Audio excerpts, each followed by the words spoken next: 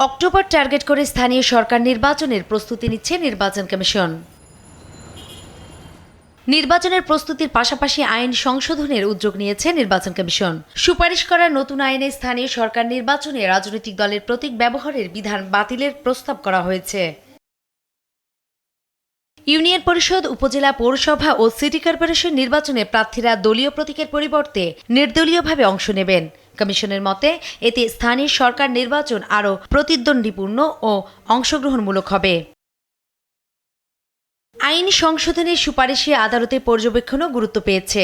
ইচ্ছাকৃত ঋণ খেলাপি ও বিল খেলাপিদের নির্বাচনে অযোগ্য ঘোষণার প্রস্তাব রাখা হয়েছে। একই সঙ্গে এমপিওভুক্ত শিক্ষকদের প্রার্থী হবার বিধানও পরিবর্তনের সুপারিশ করা হয়েছে।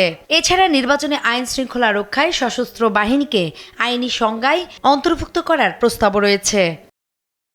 নির্বাচন কমিশনের সিনিয়র সচিব বলেছেন, সুপারিশগুলো বাস্তবায়িত হলে স্থানীয় সরকার নির্বাচন আরও স্বচ্ছ, জবাবদিহিমূলক ও গ্রহণযোগ্য হবে। যিনি ব্যক্তিগতভাবে বন্ধকদাতা তিনি তো আছেনই, কিন্তু গ্যারান্টার যারা তাদেরকেও ঋণখেলাপি হিসেবে অযোগ্য করার একটা কথা প্রস্তাবনাটা আমরা নীতিগতভাবে সম্মত হয়েছি। তবে এসব পরিবর্তন কার্যকর করতে সরকারের অনুমোদন ও সংসদে আইন পাস করতে হবে। 2009-এর যে আইনগুলো আছে 5টা স্তরের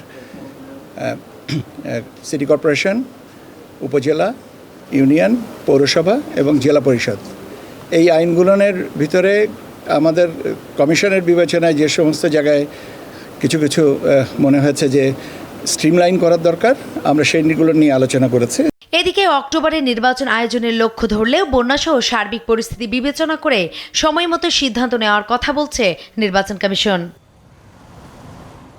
নূপুর মাহমুদ, দেশ টিভি, ঢাকা।